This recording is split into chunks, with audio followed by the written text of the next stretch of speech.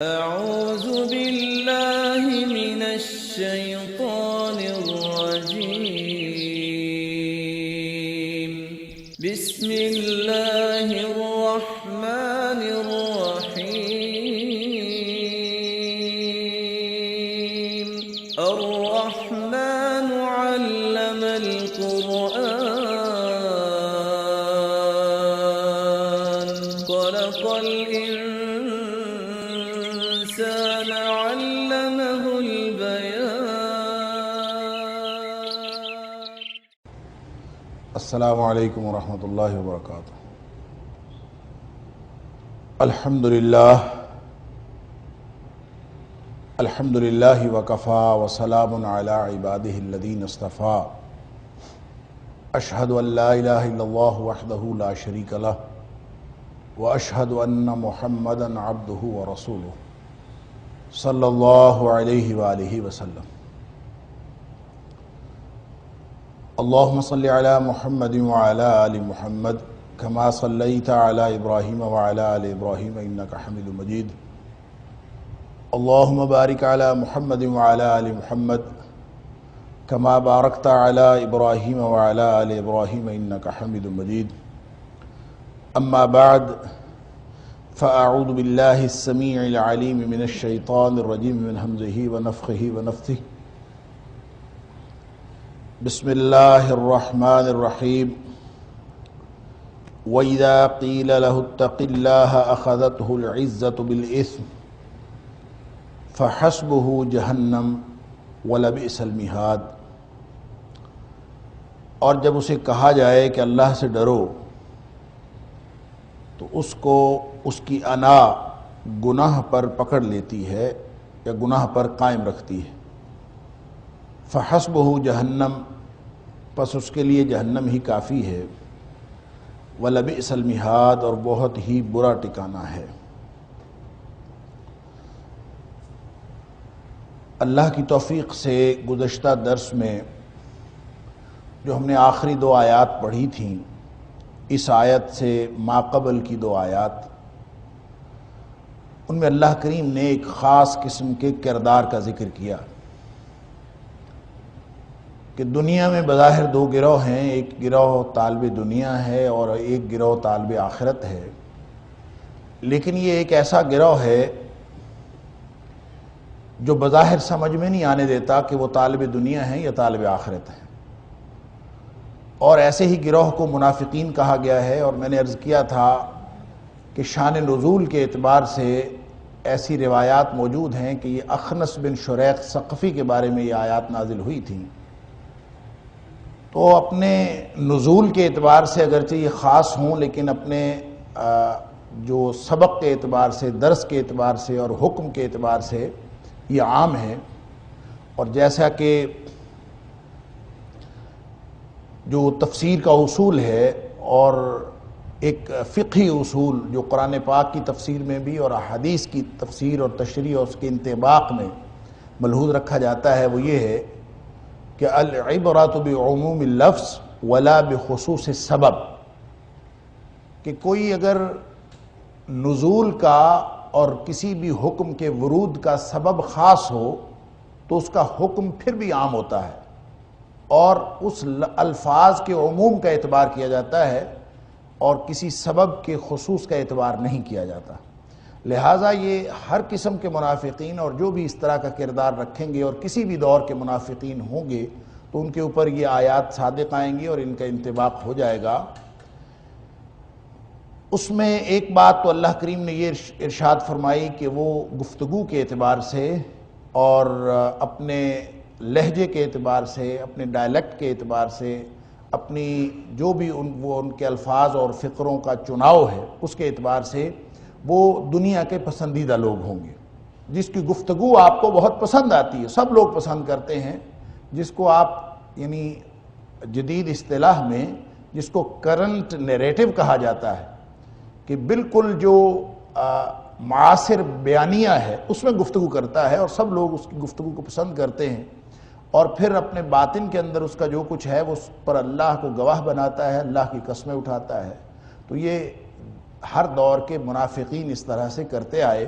اور بظاہر اس کا پتہ نہیں چلتا کہ یہ منافق ہے، یہ کیا کر رہا ہے، اللہ کو بھی گواہ بنا لیا، گفتگو بھی بڑی شاندار رکھی، تو پھر کیسے پتہ چلے گا؟ اللہ تعالیٰ فرماتے ہیں وَهُوَ أَلَدُّ الْخِصَامِ، حالانکہ وہ بڑا سخت جھگڑالو اور اڑیل آدمی۔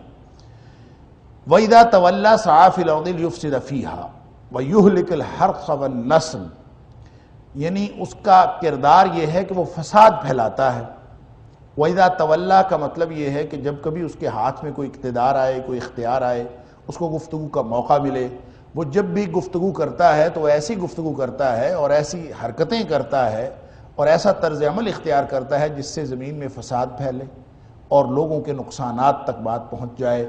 جانی نقصان اور مالی نقصان تک بات پہنچ جائے۔ فرمایا واللہ لا يحب الفساد، اللہ تعالیٰ کسی بھی قسم کے بگاڑ کو پسند نہیں کرتا۔ یہ وہ بات ہے جو میں اکثر عرض کیا کرتا ہوں کہ آج کنفیوژنس کے دور میں جہاں ہمیں سمجھ نہیں آتی کہ کون صحیح اور کون غلط، تو ایک بہت بڑا جو نشان ہے، بہت بڑی علامت جو ہے وہ ہم دیکھ سکتے ہیں صحیح اور غلط ہونے کی، کہ ہر وہ گفتگو، ہر وہ طرز عمل، ہر وہ جد و جہد اور ہر وہ سرگرمی جس کے نتیجے میں فساد پھیل رہا ہو یا امت مسلمہ کا نقصان ہو رہا ہو اور بلاد اسلامیہ کسی مصیبت میں مبتلا ہو رہے ہوں، وہ چاہے قرآن کے نام پر وہ گفتگو کی جائے، چاہے وہ قرآن کے نام پر سرگرمی دکھائی جائے، وہ سرگرمی اور وہ گفتگو غلط ہوگی۔ واللہ لا يحب الفساد، جس کا نتیجہ فساد کی صورت میں نکل رہا ہے، وہ کبھی بھی اللہ کا پسندیدہ عمل نہیں ہو سکتا۔ لہٰذا اسی سے ہم پہچان سکتے ہیں اور اپنا کنفیوژن اور اپنی پریشانی دور کر سکتے ہیں کہ اللہ نے فساد کو کبھی پسند نہیں کیا، اور جو کوئی قرآن کے نام پر، نبی پاک صلی اللہ علیہ وآلہ وسلم کے فرمان کے نام پر بھی بھلے بات کر رہا ہو، لیکن اس کا نتیجہ فساد ہو یا اس کی نیت فساد ہو یا اس کے اعمال کے نتیجے میں فساد پھیلتا ہوا آپ دیکھ رہے ہوں، کسی بھی طرح کا بگاڑ، اور بگاڑ صرف عملی بگاڑ نہیں ہوتا، بگاڑ فکری بگاڑ بھی ہوتا ہے کہ فکری طور پر لوگوں کو ایسے کنفیوژنز میں مبتلا کر دینا، ایسے ابہامات کا شکار کر دینا کہ وہ اپنے دین کی جو اصول ہیں، دین کی جو بنیادیں ہیں، اس کے بارے میں ہی وہ مشکوک ہو جائیں، سوالات ایسے چھوڑ دینا اور ایسی چیزیں کر دینا کہ فکری طور پر امت مسلمہ کے اندر بگاڑ پیدا ہو جائے۔ کسی بھی طرح کا بگاڑ پیدا کرنے والے، چاہے وہ گفتگو کے اعتبار سے جتنے مرضی اچھے ہوں اور معاشرے میں جتنے مرضی اچھے سمجھے جاتے ہوں، اللہ کریم کے ہاں وہ فسادی ہیں اور وہ الد الخصام، بہت سخت جھگڑالو اور اڑیل۔ اس کی ایک نشانی اللہ کریم نے یہاں فرمائی، وَإِذَا قِيلَ لَهُ اتَّقِ اللَّهَ، جب اس کو کہا جاتا ہے کہ اللہ سے ڈرو۔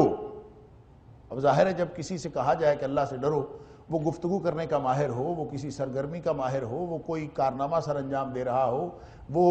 انتظامی امور سر انجام دے رہا ہو، یا معاشرے کے اندر کوئی بھی ذمہ داری اس کے پاس ہو، جب آپ اس کو اللہ سے ڈرو کہیں گے تو اس کی بنیاد آپ کی اپنی رائے نہیں ہو سکتی، اس کی بنیاد اللہ کا قرآن ہوگا یا نبی پاک صلی اللہ علیہ وسلم کا فرمان ہوگا۔ اور اگر کسی بھی شخص کو جو بڑی خوبصورت گفتگو کر رہا ہے اور لوگوں کو قائل اور مائل کیے جا رہا ہے، آپ اس کو کھڑے ہو کہ اللہ کا قرآن سنا دیں یا نبی پاک صلی اللہ علیہ وسلم کا فرمان سنا دیں، تو یہ بات اس کو بہت بری لگتی۔ اخذتہ العزت بالعثم، قرآن کہتا ہے کہ اس کو پکڑ لیتی ہے اس کی عزت گناہ پر، یعنی گناہ پر قائم رکھتی ہے۔ عزت کا لفظی معنی ہوتا ہے غلبہ، قوت،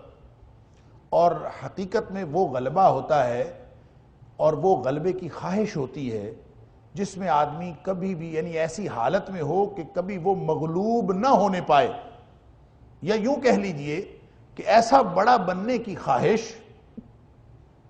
جو دب نہ سکے کسی صورت، یہ ہے جس کو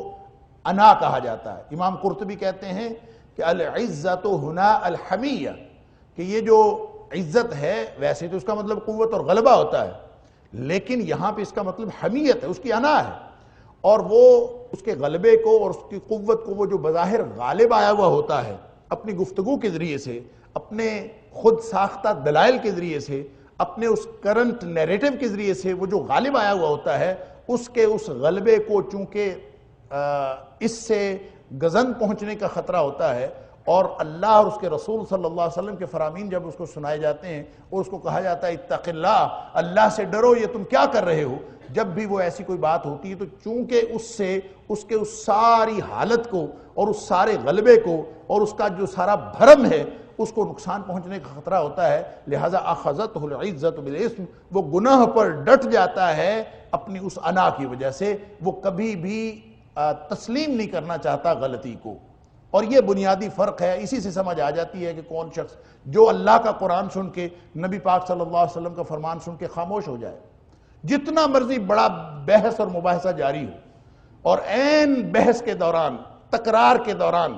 کوئی اللہ کا فرمان، کوئی نبی پاک صلی اللہ علیہ وسلم کا فرمان سنا دیا جائے جو اس کے موقف کے خلاف ہو، اس کے نقطہ نظر کے خلاف ہو، یہیں سے پتہ چل جائے گا کہ کون شخص جو ہے وہ منافق ہے اور کون شخص اللہ والا ہے، کون فسادی ہے اور کون اصلاح چاہتا ہے۔ اسی سے پتہ چل جائے گا۔ کیسے پتہ چلے گا؟ کہ جب آپ اس کو اللہ کا قرآن سنائیں گے، نبی پاک صلی اللہ علیہ وسلم کا فرمان سنائیں گے، تو وہ فوراً اپنے نقطہ نظر سے رجوع کر لے گا۔ اگر وہ اللہ والا ہے، اگر وہ واقعتاً مصلح ہے تو وہ فوراً رجوع کر لے گا۔ اور جو شخص رجوع نہیں کرتا، اس کو جب کہا جاتا ہے اتق اللہ، اللہ سے ڈرو، تو وہ فوراً اڑ جاتا ہے، اس پر بھی اڑ جاتا ہے، چونکہ لد الخصام ہے لہذا اس پر بھی اڑ جاتا ہے، اور اس کو اس کی انا جو ہے وہ اس طرف جانے نہیں دیتی کہ کسی چیز کو، کسی بات کو تسلیم کر لے۔ یہ کردار آپ کو معاشرے کے اندر بہت ہر جگہ پہ مل جاتے ہیں، ہر دور میں مل جاتے ہیں، کہ جن کو اللہ کا قرآن سنایا جائے، بحث و تکرار کے باوجود وہ چونکہ اپنے نقطہ نظر پر قائم رہتا ہے، اس کا بھرم کھل جانے کا خطرہ ہوتا ہے، لہٰذا اس میں اپنے بھرم کو قائم رکھنے کے لیے وہ آگے سے ڈٹ جاتا ہے کہ میں نے یہ بات نہیں مانی۔ امام قرطبی نے خلیفہ ہارون الرشید کا ایک واقعہ لکھا اس آیت کی تفسیر کے ضمن۔ وہ کہتے ہیں کہ ایک دفعہ خلیفہ ہارون الرشید نکلے تو ایک یہودی آیا، اس کو اپنی کوئی ضرورت تھی، اس کو کوئی حاجت تھی، تو ظاہر ہے خلیفہ کی سواری نکلتی ہے تو وہ اکیلا اپنی سواری پہ تو نہیں ہوتا، اس کے ساتھ پروٹوکول بھی ہوتا ہے، باڈی گارڈز ہوتے ہیں، بہت کچھ ہوتا ہے۔ تو آگے وہ یہودی کھڑا ہوا تھا اور اس نے وہیں سے آواز لگائی، اس نے کہا یا امیر المومنین اتق اللہ، اے امیر المومنین اللہ سے ڈرو۔ تو امام قرطبی لکھتے ہیں کہ خلیفہ ہارون الرشید فوراً اپنی سواری سے نیچے اترے اور نیچے اتر کے پہلے اللہ کو سجدہ کیا، اور سجدہ کرنے کے بعد پھر اس سے پوچھا بتاؤ کیا بات ہے۔ ساری سواری رک گئی، سب لوگ رک گئے، حیران ہو گئے لوگ کہ ایک یہودی کے کہنے پر رک گئے ہیں خلیفہ، اور سارے لوگوں کو روک لیا ہے، اپنے ضروری کام چھوڑ دیے، اس کی بات سننے لگے۔ اس کی بات سنی، اس کی کوئی حاجت تھی، کوئی ضرورت تھی، وہ پوری کی، اسی وقت آرڈر کر دیا کہ اس کی ضرورت پوری کی جائے۔ تو لوگوں نے کہا بعد میں کہ امیر المومنین آپ نے کیا کیا کہ ایک یہودی کے کہنے پر آپ رک گئے، اور یہودی کے کہنے پر آپ نے سواری روک دی، اپنے سارے ضروری کام روک دیے۔ تو انہوں نے کہا کہ نہیں، میں نے یہودی کے کہنے پر نہیں روکا، میں نے اللہ کے فرمان پر روکا ہے۔ اور اللہ کا فرمان ہے کہ جب جو منافق آدمی ہے، جو جھگڑالو آدمی ہے، جو اڑیل آدمی ہے، اس کو جب کہا جاتا ہے اتق اللہ اخذتہ العزت بالاسم، تو وہ گناہ پر مائل ہوتا ہے اپنی انا کی وجہ سے، اپنے اس غلبے کی وجہ سے۔ تو میں بھی ایک غلبے کی حالت میں تھا اور ایک غلبے کی حالت میں ہوں، اور میں اگر اپنی اس حالت کی وجہ سے اس کی بات نہ سنوں تو اس کا مطلب یہ ہوگا کہ مجھے بھی میری انا نے جو ہے وہ گناہ پر مائل رکھا اور میں نے اس کی بات نہیں سنی۔ اس لیے فوراً نیچے اترے اور پہلے اللہ کو سجدہ کیا اور سجدہ شکر بجا لائے، اور پھر اس کے بعد اس کی بات بھی سنی کہ اللہ تعالیٰ ایسے لوگوں میں سے ہمیں نہ بنائے۔ تو یہ ایک پورا مستقل کردار ہے۔ اللہ کریم نے یہاں پہ یہ کردار بیان کر کے یہ بتایا ہے کہ تمہیں کسی کی چکنی چپڑی باتیں جو ہیں وہ گمراہ نہ کریں، بلکہ تم اس کو پہچان لو، اور یہ پہچان اللہ تعالیٰ ہی عطا فرمائے تو آتی ہے۔ وہ جیسا کہ میں اکثر عرض کیا کرتا ہوں کہ اللہ کریم نے فرمایا ہے کہ یا ایھا الذین آمنوا ان تتقوا اللہ یجعل لکم فرقانا، اگر تم زندگی میں تقوی کی روش پر چلو گے، اور تقوی کی روش کیا ہے؟ ہر دم نیکی اختیار کرنے کی کوشش کرنا، ہر چھوٹی سے چھوٹی نیکی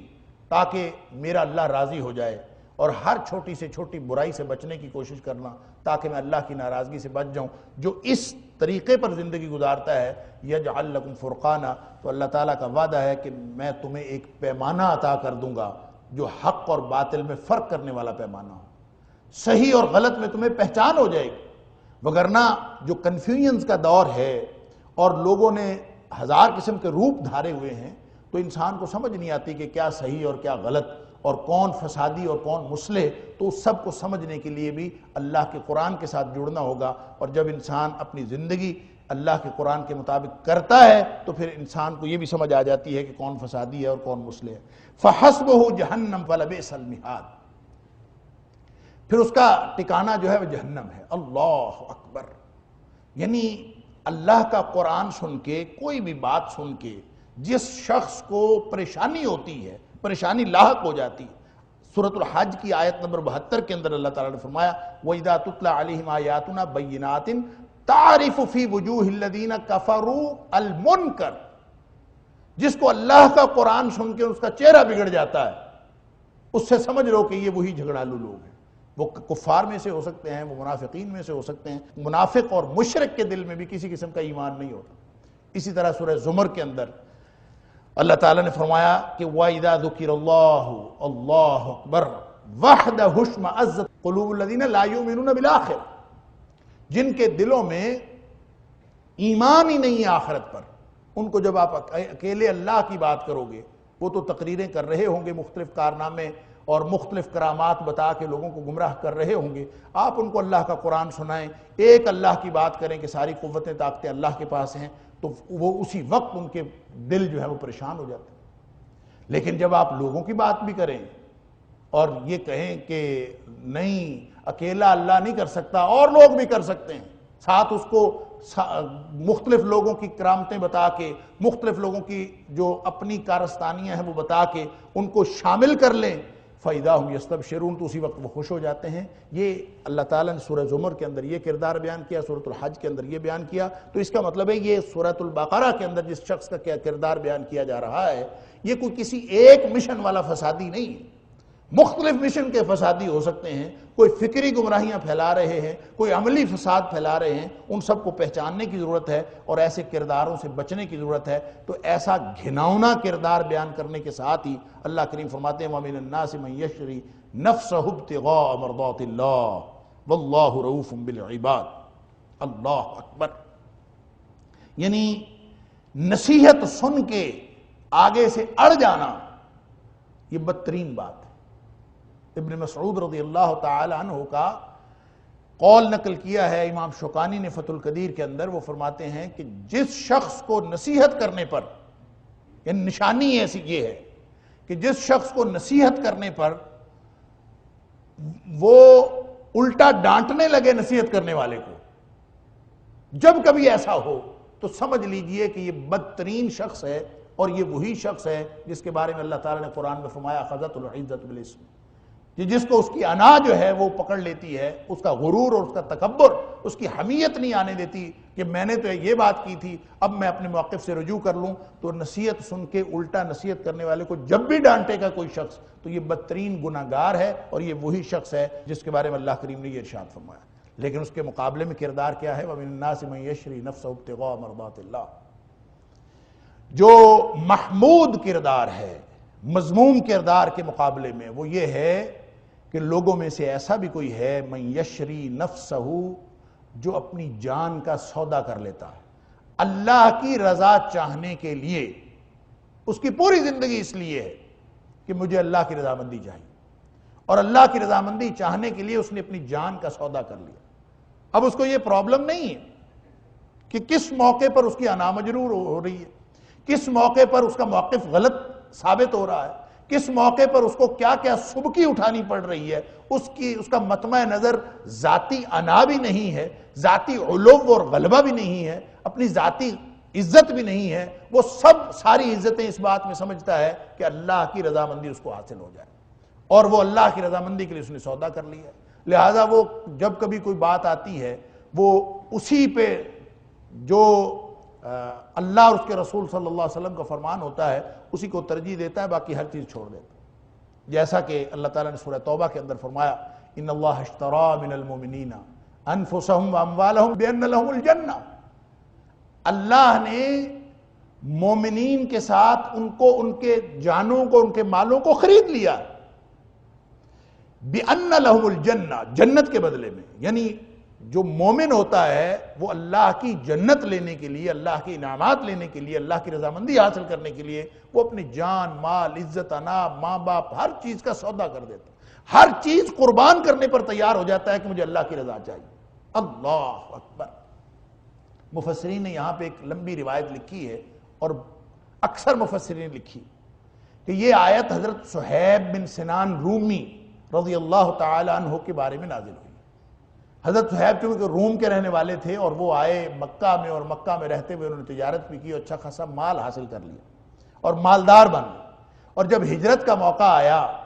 تو وہ ہجرت کرنے لگے تو مکہ والوں نے حضرت صہیب کو روک لیا اور ان سے کہا کہ آپ کو ہم جانے نہیں دیں گے، یہ جب تم آئے تھے تو تم تو کنگال تھے، اور اب جب تم یہاں سے جا رہے ہو تمہارے پاس مال بہت زیادہ ہے، تو یہ سارے کا سارا مال یہاں پہ چھوڑ دو پھر تم جا سکتے۔ حضرت صہیب رضی اللہ تعالیٰ نے سارا کچھ وہاں پہ چھوڑ دیا اور سارا کچھ چھوڑ کے وہاں سے آ گئے، اور جب نبی کریم صلی اللہ علیہ وآلہ وسلم کے پاس پہنچے تو نبی پاک صلی اللہ علیہ وسلم نے فرمایا ربح بیع ابا یحییٰ، ان کی کنیت تھی ابو یحییٰ، نبی پاک صلی اللہ علیہ وسلم نے فرمایا کہ جو سودا صہیب رومی نے کیا ہے، ابو یحییٰ نے کیا ہے، وہ سودا بڑے ہی منافع کا سودا ہے، یعنی سارا مال چھوڑ کے آ گئے، ہر چیز چھوڑ کے آ گئے، یہ نہیں کہا کہ میں نے کمایا ہے، میرا ذاتی مال ہے، میں تمہیں کیوں دوں، اس کے لیے لڑے بھی نہیں، کچھ بھی نہیں کیا، بلکہ اللہ اور اس کے رسول صلی اللہ علیہ وسلم کی مرضی کے مطابق اور ان کی منشا کے مطابق ہجرت کر کے وہاں پہ آ۔ اب یہاں پہ یہ صرف ایک صہیب رومی رضی اللہ تعالیٰ عنہ کی بات نہیں ہے، مختلف مفسرین نے مختلف باتیں بھی لکھی ہیں۔ امام بغوی رحمہ اللہ نے یہ بھی لکھا ہے کہ حضرت علی رضی اللہ تعالیٰ عنہ کے بارے میں یہ آیت نازل ہوئی من یشری نفسہ ابتغاء مرضات اللہ، اور یہ اس وقت نازل ہوئی، اس واقعے کی طرف اشارہ ہے کہ جب حضرت علی رضی اللہ تعالیٰ عنہ نے نبی اکرم صلی اللہ علیہ وآلہ وسلم کے بستر پر سونا قبول کیا آپ کے حکم سے، جس وقت دار الندوہ میں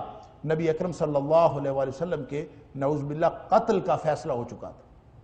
اب نبی پاک صلی اللہ علیہ وسلم کے بستر پر لیٹنا ایسا ہی تھا جیسا اپنی جان کو نبی اکرم صلی اللہ علیہ وسلم کی جگہ پر قتل کروانا، اس لیے کہ انہوں نے تو قتل کا فیصلہ کر لیا تھا، لہٰذا اگر کوئی بھی حملہ آور آتا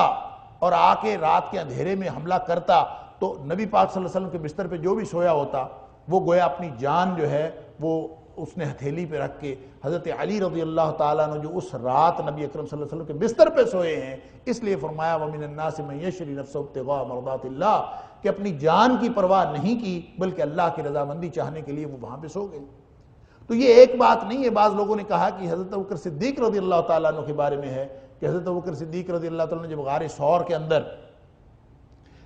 سارے جو سوراخ بند کیے اور سارے سوراخ بند کرنے کے باوجود ایک سوراخ جو پاس کوئی کپڑا باقی نہیں رہا تو آپ نے اپنی ایڑی وہاں پہ رکھ دی، تو سانپ نے یا کسی چیز نے ڈسا بھی وہاں پہ، لیکن آپ وہاں پہ ہلے نہیں۔ یہ سارا بندوبست کس لیے کیا تھا؟ اپنی جان قربان کر دی نبی اکرم صلی اللہ علیہ وآلہ وسلم کے لیے۔ یہ مفسرین کرام نے جن جن لوگوں کی بات کہی ہے، بلکہ حضرت بلال رضی اللہ تعالیٰ عنہ کے بارے میں بھی مفسرین لکھا ہے، ان کے بارے میں نازل ہوئی، حضرت عمار بن یاسر رضی اللہ تعالیٰ عنہ کے بارے میں لکھی ہے کہ یہ ان کے بارے میں نازل ہوئی۔ تو یہ اصل بات یہ ہے کہ یہ تو چند صحابہ کرام کے نام ہیں، درست بات یہ ہے کہ سارے کے سارے صحابہ کرام نبی اکرم صلی اللہ علیہ وآلہ وسلم کے جان نثار تھے، کوئی صحابی ایسا نہیں تھا۔ سید عطاء اللہ شاہ بخاری رحمۃ اللہ علیہ کہا کرتے تھے کہ صحابہ کرام نے جس طرح جان نثاری کی زندگی گزاری ہے، نبی اکرم صلی اللہ علیہ وآلہ وسلم پر جان قربان کرنے کے لیے جس طرح وہ تیار تھے،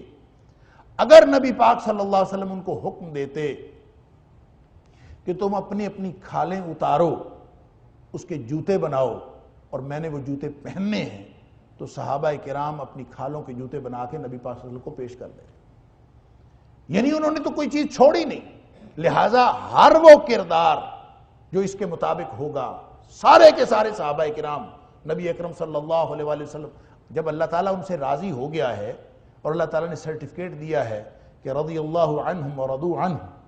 کہ وہ اللہ سے راضی ہو گئے اور اللہ تعالیٰ ان سے راضی ہو گیا، تو انہوں نے زندگیاں ایسے گزاری ہیں کہ اللہ تعالیٰ ان سے راضی ہوا، تو گویا وہ اس کردار کے عین مطابق ہیں۔ وَمِنَ النَّاسِ مَن يَشْرِي نَفْسَهُ ابْتِغَاءَ مَرْضَاتِ اللَّهِ، جو اپنی زندگی اس لیے گزارتا ہے، اس نے سودا کر لیا اللہ سے، اب اس کو اپنی پرواہ نہیں ہے،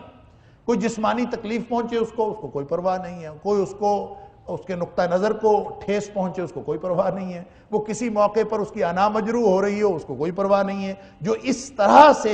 اپنا سب کچھ اللہ کے سپرد کرتا ہے، اس طرح کی زندگی گزارتا ہے، یہ ہے اصل کردار اس مذموم کردار کے مقابلے میں محمود اور مطلوب کردار، فرمایا واللہ رؤوف بالعباد،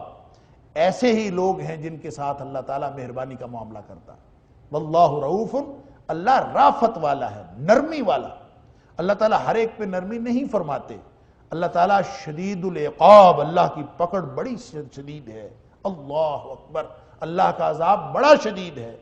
لیکن اللہ تعالیٰ اپنے بندوں پر بڑا رؤوف بھی ہے، بڑی نرمی کرتا ہے، لیکن کیسے بندوں پر نرمی کرتا ہے؟ ایسا کردار رکھنے والوں پر نرمی اللہ تعالیٰ فرماتا ہے واللہ رؤوف، اللہ تعالیٰ بڑی رافت والا ہے بالعباد، اپنے بندوں پر، اور وہ ایسے ہی بندے ہیں۔ یا ایھا الذین آمنوا ادخلوا فی السلم کافہ،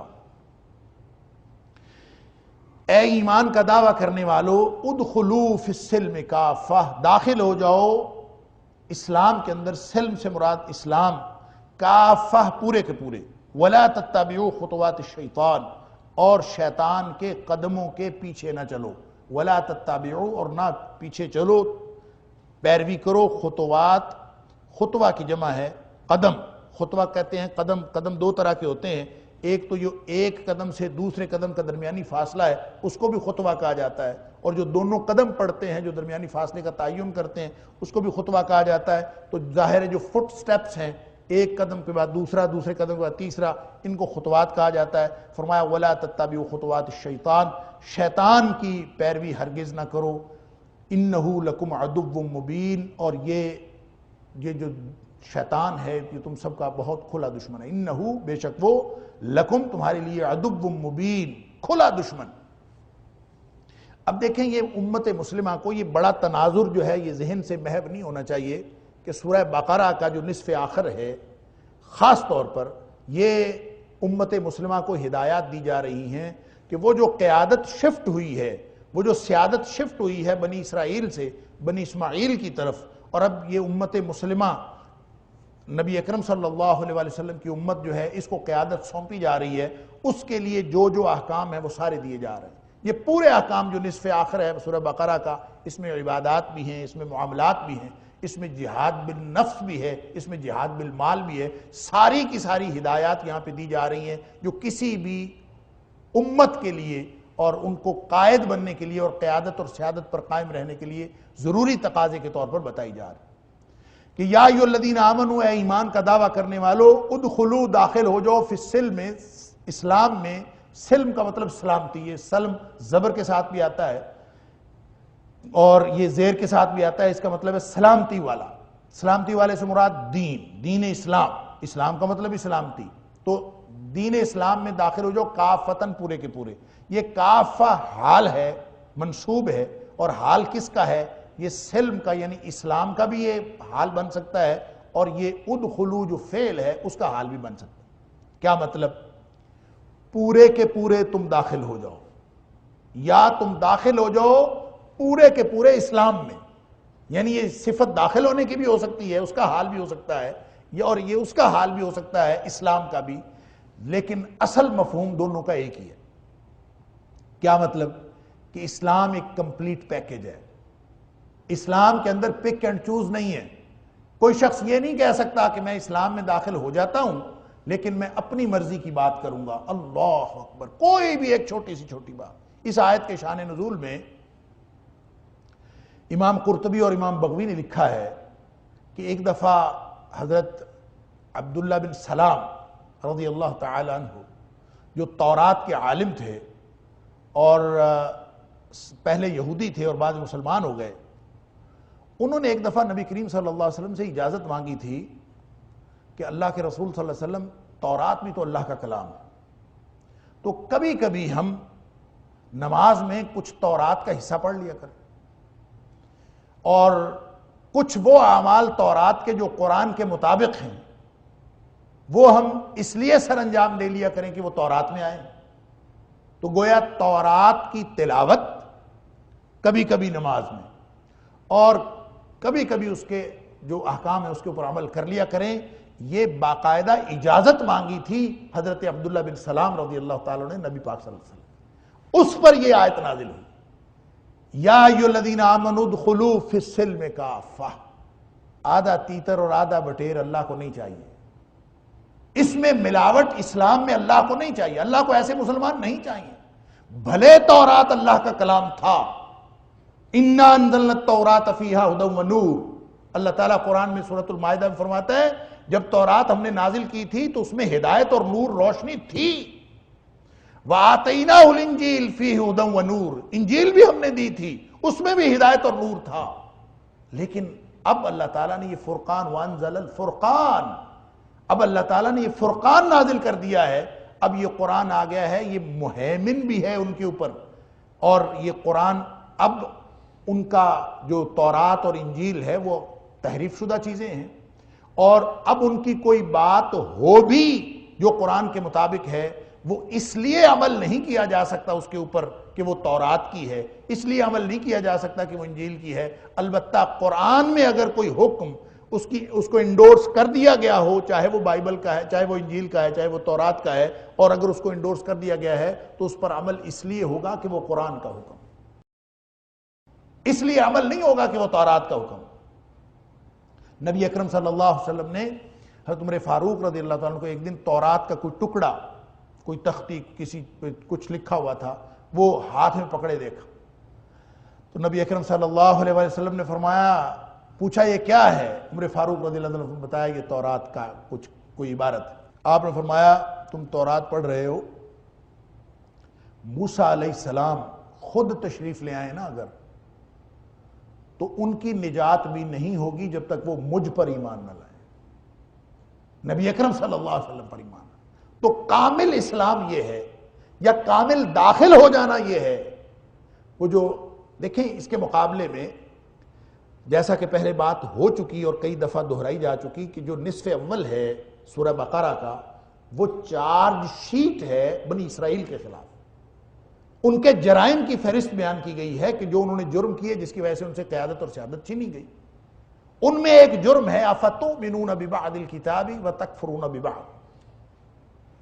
کہ تم کچھ حصے پر تو ایمان لاتے ہو اور کچھ حصے کو چھوڑ دیتے ہو۔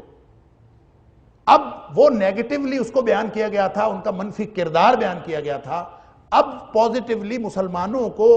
امت محمدیہ کو یہ حکم دیا جا رہا ہے کہ یا ایھا الذین آمنوا ادخلوا فی السلم کافہ،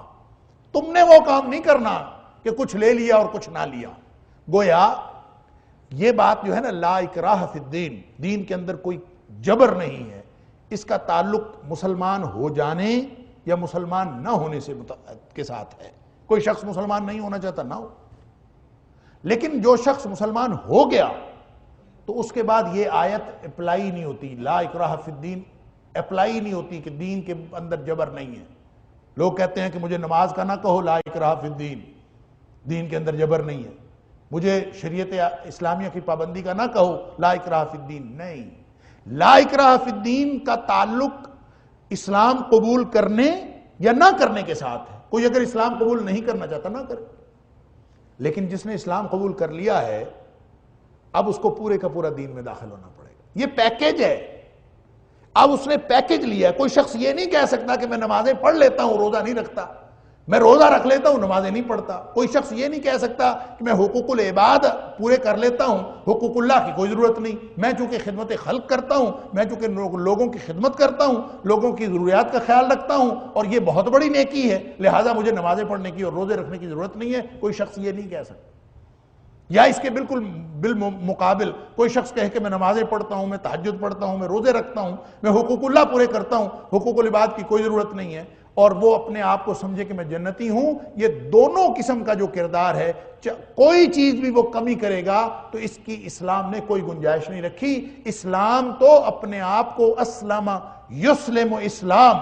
یہ جو کردار بتایا ہے نا من یشری نفسہ ابتغاء مرضات اللہ، یہ گویا اسی کی تشریح ہے کہ اپنے آپ کو اگر اس کردار کے مطابق بنانا چاہتے ہو تو کیسے بنے گا؟ اپنی جان کا سودا اللہ کے ساتھ کر لو، اپنا آپ تم اللہ کے سپرد کر دو۔ اسلم یسلم اسلام کا معنی ہوتا ہے اپنا آپ سپرد کر دینا۔ تو جو شخص اپنے آپ کو اللہ کے سپرد نہیں کرتا اس کا اسلام اللہ کے ہاں قابل قبول ہی نہیں ہے۔ جس نے یہ درمیان میں یعنی رکھی ہوئی ہے، اپنی گنجائشیں رکھی ہوئی کہ میں یہ بھی کر لوں یہ بھی کر لوں، آدھا تیتر آدھا بٹیر، میں مسلمان بھی رہوں یہودیوں والے کام بھی کر لوں، مسلمان بھی رہوں ساتھ ہندوؤں والے کام بھی کر لوں، مسلمان بھی رہوں کچھ چیزیں اپنی مرضی سے کر لوں، نماز اپنی مرضی کی پڑھ لوں، روزہ کسی اور کی مرضی کا رکھ لوں، حج جو ہے وہ کسی اور کی مرضی کا کر لوں، حقوق العباد میں کسی اور کی مرضی کر لوں. کوئی شخص اس طرح نہیں کر سکتا. لا اکراہ فی الدین، یہ دین قبول کرنے یا نہ قبول کرنے کے اعتبار سے ہے. جب اس نے دین قبول کر لیا تو یہ دین سختی کرتا ہے. یہاں اکراہ ہے. اگر نماز 7 سال کی عمر میں نہیں پڑھتا نا تو نبی کریم صلی اللہ علیہ وسلم نے فرمایا جب وہ 7 سال کے ہوں تو ان کو نماز کا حکم دو، اور اگر وہ 10 سال کے ہو جائیں اور پھر بھی نماز نہ پڑھیں فَضْرِبُوهُ، پھر اس کو مارو. ان بچوں کو مار کے نماز پڑھاؤ، ان کے اوپر سختی کرنی ہے. تو گویا ایک تو اللہ کا حکم ہے، اور ایک یعنی وہ احکام جو قرآن پاک کی شکل میں آ گئے، نبی پاک صلی اللہ علیہ وسلم نے فرما دیے، اور ایک ساتھ ہی ساتھ جو سختی ہے، جو تعذیب ہے، جو مجرمانہ ذہنیت رکھنے والے لوگ ہیں نا وہ سیدھے ہوتے ہی نہیں جب تک ان کے اوپر سختی نہ کی جائے. سختی ہوتی ہے تو وہ سیدھے چلتے ہیں، اور سختی نہ کی جائے تو وہ سیدھے نہیں چلتے. تو اسلام کوئی شخص قبول کرنا چاہتا ہے نہیں چاہتا، اس کے اوپر اسلام کوئی سختی نہیں کرتا. لا اکراہ فی الدین. لیکن جس نے اسلام قبول کر لیا اس کے بعد حکم ہے ادخلوا فی السلم کافہ. یہ کمپلیٹ پیکج تمہیں لینا ہے یا چھوڑ دینا ہے. جب یہ لے لیا ہے تو اب اس کے اندر تمہارے پاس یہ پک اینڈ چوز کا اختیار ختم ہو گیا. تم یہ کہہ نہیں سکتے کہ میں یہ کر لوں گا اور وہ کر لوں گا، آدھا کام کر لوں گا اور آدھا نہیں کروں گا. اللہ تعالیٰ نے جو نظام رکھا ہے اس پورے کے پورے دین کے بارے میں سوال ہوگا. اگر میں نے عرض کیا کہ کافہ حال بنتا ہے ادخلوا فعل کا بھی، اور کافہ حال بنتا ہے سلم کا بھی. پورے کا پورا اسلام اپنانا پڑے گا اگر یہ سلم کا حال ہے، اور پورے کا پورا داخل ہو جانا پڑے گا اگر یہ ادخلو کا حال ہے. دونوں صورتوں میں ہمارے پاس اسلام کا کوئی حکم ثابت ہو جائے کہ اللہ کے قرآن کا حکم ہے، ثابت ہو جائے کہ نبی کریم صلی اللہ علیہ وسلم کا حکم ہے، اس کے بعد ہمارے پاس گنجائش نہیں رہتی کہ ہم اس کو تسلیم نہ کریں. اگر کوئی شخص اس وقت گنجائشیں نکالتا ہے تو ایسے شخص کا اسلام اللہ کے ہاں قابل قبول ہی نہیں. وَلَا تَتَّبِعُوا خُطُوَاتِ الشَّيْطَانِ. اللہ اکبر. شان نزول کو ذہن میں رکھیے. اگرچہ العبرۃ بعموم اللفظ ولا بخصوص السبب، کہ اعتبار تو ہوگا جو حکم ہے عام اس کا، الفاظ کا اعتبار ہوگا ولا تتبعوا خطوات الشیطان. لیکن شان نزول کو ذہن میں رکھیے تو کس کو کہا جا رہا ہے؟ عبداللہ بن سلام رضی اللہ تعالیٰ عنہ نے کہا ہی کیا تھا؟ صرف یہ پوچھا تھا کہ میں تورات کی چند آیتیں نماز میں پڑھ لیا کروں اور چند احکام جو قرآن کے مطابق ہیں ان پر عمل کر لیا کروں. تو حکم دیا جا رہا ہے وَلَا تَتَّبِعُوا خُطُوَاتِ الشَّيْطَانِ. جو پورے کا پورا دین میں داخل نہیں ہوتا، وہ چاہے ثواب کے نام پر ہو، چاہے اچھائی کے نام پر ہو، چاہے تورات کے نام پر ہو. لوگ کہتے ہیں کام تو اچھا ہے نا. قرآن کہتا ہے وَلَا تَتَّبِعُوا خُطُوَاتِ الشَّيْطَانِ. یہ اصل میں شیطان کے قدم ہیں. شیطان یہ نہیں کہا وَلَا تَتَّبِعُوا الشَّيْطَانِ کہ شیطان کی پیروی نہ کرو. اور بھی جگہوں پہ اللہ تعالیٰ نے خطوات الشیطان کا ذکر کیا وَلَا تَتَّبِعُوا خُطُوَاتِ الشَّيْطَانِ، جس کا مطلب یہ ہے کہ شیطان گمراہ کرنے کے لیے کسی بھی شخص کو یوں تھوڑی گمراہ کرتا ہے کہ تم اسلام چھوڑ کے کفر پہ آ جاؤ، یا کسی کو کہے پاکیزہ کردار چھوڑ دے اور بد کردار بن جا. اگر کوئی شیطان کسی کو یہ حکم دے تو بیوقوف سے بیوقوف اور احمق سے احمق آدمی بھی سوچنے پر مجبور ہو جاتا ہے کہ یہ بدبخت مجھے گمراہ کر رہا. وہ اس طرح گمراہ نہیں کرتا، وہ گمراہ کرتا ہے ہر شخص کو اس کے ذوق اور اس کے مزاج کے مطابق. لہذا اس کے ذوق اور مزاج کے مطابق کوئی ایسی چھوٹی سی چیز دکھاتا ہے، چھوٹا سا فٹ سٹیپ،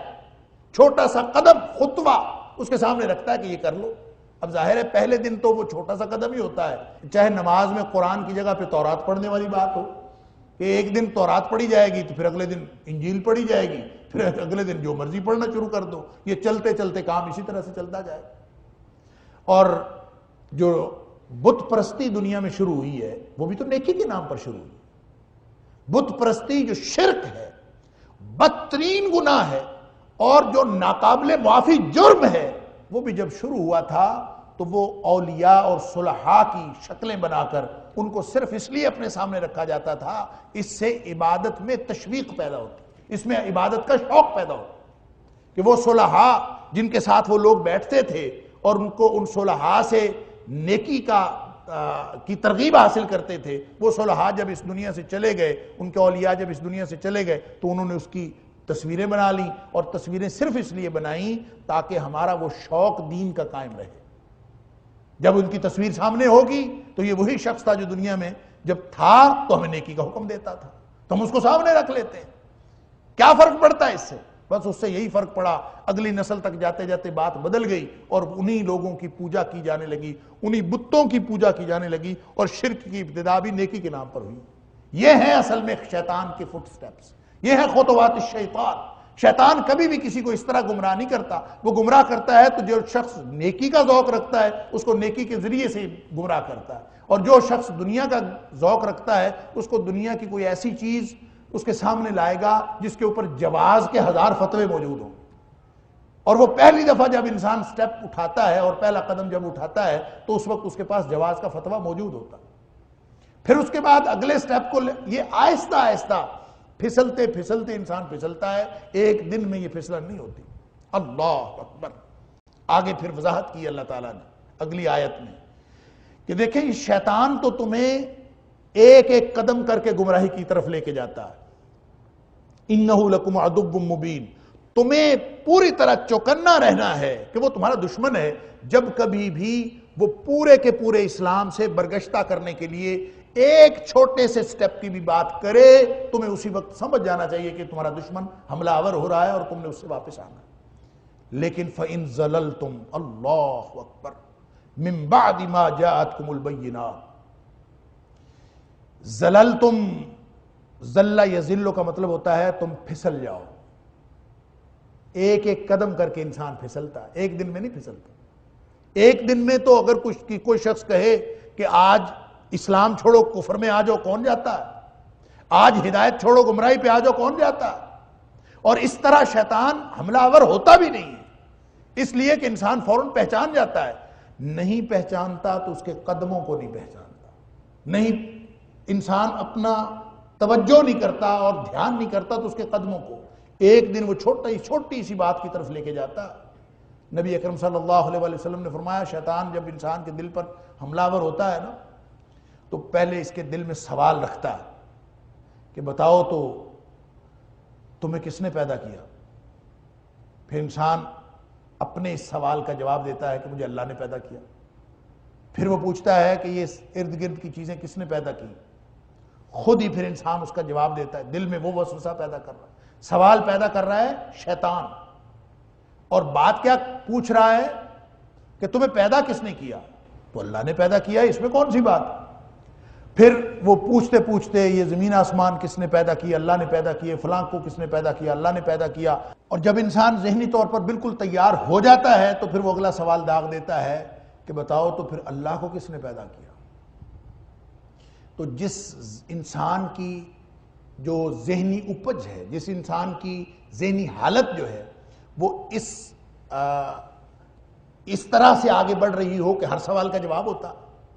جیسے کہ ہم ہر سوال کا جواب لینے کے عادی ہیں، اور جس سوال کا جواب نہ ہو ہم سمجھتے ہیں کہ یہاں پہ تو ایک رکاوٹ آ گئی۔ تو جب یہ سوال کرتا ہے کہ اللہ کو کس نے پیدا کیا، تو چونکہ ایک پوری وہ اپنے قدموں کو آگے بڑھاتا بڑھاتا تمہیں اس کیفیت پر لایا ہے کہ تم ہر سوال کا جواب چاہو، تو انسان کی طبیعت اس سوال کا بھی جواب چاہتی۔ نبی کریم صلی اللہ علیہ وسلم نے فرمایا کہ جب تمہارے دل میں یہ سوال پیدا ہو تو فوراً سمجھ لو کہ شیطان تمہارے اوپر حملہ آور ہو رہا، اور اعوذ پڑھو، اور اعوذ پڑھ کے اپنے دل کی طرف 3 دفعہ دھتکار دو، اس لیے کہ شیطان دل کی طرف سے حملہ آور ہوتا ہے۔ تو اس کا مطلب یہ بھی ہوا کہ ہر سوال قابل جواب نہیں ہوتا۔ یہ کہنا کہ ہر سوال کا جواب ہوتا ہے یہ بھی بات درست نہیں۔ تو شیطان اپنے قدموں پہ آگے بڑھاتا ہے، اور پھر انسان کو جب سوال کرنے کی عادت ہوتی ہے تو پھر وہ جواب مانگتا ہے، اور یہ جواب مانگنے کی جو انسان کی روش ہے یہی انسان کو گمراہی کی طرف لے کے جاتی ہے۔ یہ شیطان کے خطبات کئی قسم کے ہیں، تو قرآن کہتا ہے فَإِن زَلَلْتُمْ مِن بَعْدِ مَا جَاءَتْكُمُ الْبَيِّنَاتُ، دیکھیں نشانیاں تو ساری آ چکی، اللہ کا قرآن تمہارے پاس ہے، نبی پاک صلی اللہ علیہ وسلم کا پورا اسوہ تمہارے پاس ہے، صحابہ کرام کی پوری جماعت جس نے دین پر عمل کر کے تمہیں دکھایا، نبی پاک صلی اللہ علیہ وسلم نے ان کو سکھایا، یہ ساری نشانیاں تو تمہارے پاس ہیں۔ قرآن اللہ کا آیات کے اعتبار سے، عملی نمونے کے اعتبار سے اللہ کریم نے جہاں کہیں بات کی ہے نا، جس قدر کی بات ہوئی ہے، جس مجرد اقدار کی بات ہوئی ہے، اللہ تعالیٰ نے ساتھ ساتھ افراد کا بھی تذکرہ کیا۔ حضرت آدم علیہ السلام سے لے کر نبی اکرم صلی اللہ علیہ وسلم تک ساری کی ساری بینات من الہدا والفرقان قرآن نے کہا تھا، اور اس پر بات ہو چکی کہ اگر قرآن صبر کا تذکرہ کرتا ہے تو ساتھ حضرت ایوب علیہ السلام کا ذکر کرتا ہے مثال کے طور پر، جب وہ کفر اور اسلام کی جنگ کی بات کرتا ہے تو موسیٰ علیہ السلام کا ذکر کرتا ہے، جب روحانیت اور مادیت کی جنگ ہوتی ہے تو پھر موسیٰ علیہ السلام کا تذکرہ کرنا ضروری ہوتا ہے۔ اور علی ھذا القیاس ہر دور میں اگر ایک اکیلا شخص پوری دنیا کی جو نظام کو بدل سکتا ہے اور بدلنے کی قوت حاصل کر سکتا ہے، اگر ایسا تذکرہ ہو تو یوسف علیہ السلام کا قصہ موجود ہے کہ کنویں سے نکل کے ایک آدمی نے پوری حکومت حاصل کر لی، اور اللہ تعالیٰ نے تقوی کی بنیاد پر اور صبر کی بنیاد پر اللہ تعالیٰ نے کیا کچھ عطا کیا۔ تو یہ اللہ تعالیٰ نے ساری بینات دے دی، قرآن پڑھنے کے لیے آ گیا، فکر کرنے کے لیے آ گیا، عمل کرنے کے لیے آ گیا، نبی پاک صلی اللہ علیہ وسلم کا اسوہ سامنے آ گیا، صحابہ کرام نے عمل کر کے دکھا دیا۔ فَإِن زَلَلْتُم مِّن بَعْدِ مَا جَاءَتْكُمُ الْبَيِّنَاتُ، یہ ساری نشانیاں آ جانے کے باوجود بھی اگر تم پھسل گئے، پھسلنا کیسے ہے؟ خطوات الشیطان کی پیروی کرنے کی وجہ۔ سنن دارمی کے اندر حضرت عمر فاروق رضی اللہ عنہ کو قول موجود، اور مشکات میں بھی صاحب مشکات نے نقل کیا ہے کہ ایک دفعہ حضرت عمر فاروق رضی اللہ تعالیٰ عنہ نے ایک صحابی حضرت زیاد بن حدیر رضی اللہ تعالیٰ عنہ ان سے پوچھا کہ زیاد جانتے ہو ماذا یہدم الاسلام، کہ اسلام کو کون سی چیز تباہ کر دیتی، انسان اسلام کی پوری عمارت ڈھہ جاتی ہے، ماذا یہدم الاسلام، اسلام کو کون سی چیز ڈھا دیتی ہے؟ تو کہتے ہیں قلت لا، زیاد بن حدیر کہتے ہیں میں نے کہا مجھے تو نہیں پتا، میں تو نہیں جانتا۔ تو حضرت عمر فاروق رضی اللہ تعالیٰ نے پھر خود فرمایا، تین باتیں فرمائیں جو اسلام کو ڈھا دیتی ہیں۔ یہاں بات ہو رہی فَإِن زَلَلْتُمْ، اگر تم پھسل گئے تو میں پھسلا، آپ پھسلے، ایک شخص پھسلا، عام آدمی پھسلے گا تو ایک عام آدمی پھسلے گا تو وہ خود پھسلا، لیکن اگر کوئی قائد پھسل جائے، کوئی لیڈر پھسل جائے، کسی قوم کا سردار پھسل جائے، اور پھر خاص طور پہ اگر علماء پھسل جائیں، عمر فاروق رضی اللہ تعالیٰ عنہ فرماتے ہیں جو سب سے پہلی چیز جو اسلام کو ڈھا دیتی ہے وہ ہے ذلت العالم، عالم کا پھسلنا، وہ پورے اسلام کا ستیہ ناش کر دیتا ہے۔ ایک فرد بگڑتا ہے تو وہ فرد بگڑتا ہے، جب عالم بگڑتا ہے تو پورا معاشرہ بگڑتا ہے، اس لیے کہ عالم نے پورے معاشرے کی رہنمائی کرنی ہوتی ہے، اس نے لوگوں کو رستہ دکھانا ہوتا ہے، اور جو شخص خود بگڑ گیا، اللہ اکبر۔ وجدال المنافق فی الکتاب، دوسری چیز جو اسلام کو ڈھا دیتی ہے وہ منافق کا اللہ کے قرآن کے بارے میں بحث و مباحثہ کرنا۔ منافق جب بھی بات کرے گا وہ بات قرآن کی کرے گا لیکن کٹ حجتیوں پہ آئے گا، ایسی بودی اور غلط دلیلیں پیش کرے گا کہ اس کا جواب بھی بعض اوقات نہیں ہوتا، لیکن وہ اپنی کٹ حجتیوں کو ایسی دلیل سمجھتا ہے کہ کوئی شخص اس کا مقابلہ نہیں کر سکتا۔ اور جب منافق جھگڑتا ہے، منافق بحث و مباحثہ کرتا ہے قرآن کے بارے میں، اللہ کے احکام کے بارے میں، تو وہ ہمیشہ اسلام کے انہدام کا باعث بنتا ہے۔ وَالْحُكْمُ الْأَئِمَّةِ الْمُضِلِّينَ، اور جو تیسری چیز اسلام کو ڈھا دیتی ہے، حضرت عمر فاروق رضی اللہ تعالیٰ عنہ فرماتے ہیں وہ گمراہ جو ائمہ ہیں، گمراہ لیڈر، ان کا آرڈر، ان کا جو انتظامی حکم ہے وہ بھی اسلام کو ڈھا دیتا ہے۔ ظاہر ہے عالم ہو اور وہ دین کی بات کرے، جب وہ خود بگڑا ہے تو وہ سب کو بگاڑے گا۔ اسی طرح اگر کوئی حکمران بگڑا ہوا ہے، گمراہ حکمران، الائمۃ المضلین، گمراہ حکمران جو ہیں، الناس علی دین ملوکہم، عربی کا مقولہ ہے کہ لوگ اپنے بادشاہوں کے دین پر ہوتے ہیں، اگر بادشاہ ہی بگڑا ہوا ہے تو وہ جس طرح کا حکم نافذ کرے گا اس کے حکم سے، اس کے قانون سے اسلام کا انہدام ہی ہوگا، اسلام کی عمارت ہی ڈھہ جائے گی اور کچھ نہیں بچے گا۔ لہذا قرآن فرماتا ہے فَإِن زَلَلْتُمْ، خطوات شیطان کے پیچھے چلتے چلتے تم گمراہ ہوگے، اور یہ پھسلتے پھسلتے اگر تم گمراہی میں چلے گئے، فَعْلَمُوا، تو پھر جان رکھو ان اللہ عزیز حکیم، دنیا میں تم کوئی کردار ادا کر سکتے ہو، ظاہری طور پر تم کوئی غلبہ حاصل کر سکتے ہو، دنیا کا کوئی فائدہ حاصل کر سکتے ہو، لیکن یاد رکھو اللہ بڑے غلبے والا ہے، اللہ کی پکڑ سے تم نہیں بچ سکتے۔ وَعْلَمُوا، پھر جان رکھو ان اللہ عزیز حکیم، کہ اللہ تعالیٰ عزیز بھی ہے اور حکیم بھی ہے، اس کو معلوم ہے کب پکڑنا ہے، کیوں پکڑنا ہے، اس لیے کہ اگر اللہ کی پکڑ نہ ہو اور اللہ تعالیٰ کا یہ قانون سزا اور جزا نہ ہو تو پھر یہ اس دنیا کو پیدا کرنے کا فائدہ کیا ہے؟ اس کو دنیا کو پیدا کیا ہے اس نے امتحان کے لیے،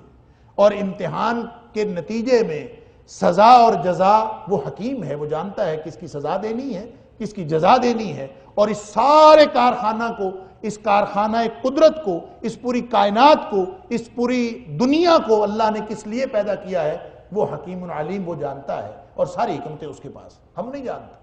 اللہ جانتا ہے، اور وہ اپنی ان حکمتوں کے ذریعے سے کب کسی کے اوپر غلبہ پانا ہے، کسی کو کب پکڑنا ہے، کس وقت اس کی گردن دبوچنی ہے، وہ اللہ جانتا ہے۔ وَأَنَّ اللَّهَ عَزِيزٌ حَكِيمٌ۔ لیکن یہ یاد رکھو کہ اگر تم شیطان کے قدموں کے پیچھے چلتے ہوئے بگڑ جاؤ گے اور گمراہی کے رستے پر چلے جاؤ گے تو تم اللہ کی پکڑ سے بچ نہیں سکتے۔ اللہ اکبر۔ هل ينظرون الا ان ياتيهم الله في ظلال من الغمام۔ اللہ اکبر۔ مومن ایمان کا دعویٰ کرنے کے بعد اور مسلمان اسلام کا دعویٰ کرنے کے بعد اگر پورے کے پورے اسلام میں داخل نہیں ہو رہے تو کس بات کا انتظار کر رہے ہیں؟ اللہ، هل ينظرون، کیا وہ اس بات کا انتظار کر رہے ہیں الا ان ياتيهم الله في ظلال من الغمام؟ لفظی معنی ہے کہ وہ نہیں انتظار کر رہے مگر اس بات کا کہ اللہ خود تشریف لائے بادلوں کے سائے میں، فی ظلال من الغمام، بادلوں کے سائے میں اللہ تعالیٰ خود آ جائے، والملائکۃ، اور فرشتے بھی آ جائیں، وقضی الامر، اور معاملے کا فیصلہ کر دیا، حکم مکمل ہو جائے، فیصلہ آ جائے۔ اللہ اکبر۔ یہ وہ، اس کا ایک معنی تو یہ ہے کہ قیامت آ جائے، کیونکہ قرآن میں بھی ہے اور نبی پاک صلی اللہ علیہ وسلم کے فرامین بھی ہیں کہ جب اللہ تعالیٰ کی ذات، جب حشر لگے گا، میدان حشر میں جب ترازو قائم ہوگا، جب فیصلے ہوں گے تو اس وقت اللہ کریم کی ذات خود تشریف لائے، کما ہوا شان، جس طرح اللہ کی شان، اللہ تعالیٰ کیسے آئے گا، اس کے اوپر بادلوں کا سایہ کیسے ہوگا، اللہ تعالیٰ کیسے وہاں میدان حشر میں کہاں پہ اللہ تعالیٰ بیٹھے گا، کہاں کھڑا ہوگا، ہمیں کچھ نہیں پتا، ہم اس کی کوئی کیفیت بیان نہیں کر سکتے، کما ہوا شان، جیسے اللہ کی شان۔ لیکن قرآن کہتا ہے وَجَاءَ رَبُّكَ وَالْمَلَكُ صَفًّا صَفًّا، اللہ تعالیٰ بھی تشریف لائے گا، اللہ بھی آئے گا، اور قیامت کے دن فرشتے بھی قطار اندر قطار آئیں گے۔ مفسرین نے وہ روایات بھی لکھی ہیں کہ جن روایات میں خاص طور پر علامہ ابن جریر طبری نے حضرت ابو ہریرہ رضی اللہ عنہ کی روایت سے استدلال کیا ہے کہ قیامت کے دن ایک دم جو ہے وہ پہلا آسمان جو ہے وہ ڈھہ جائے گا، پہلا آسمان ٹوٹے گا حشر میں، حشر قائم ہوگا تو پہلا آسمان ٹوٹے گا، پہلے آسمان کے فرشتے آ جائیں،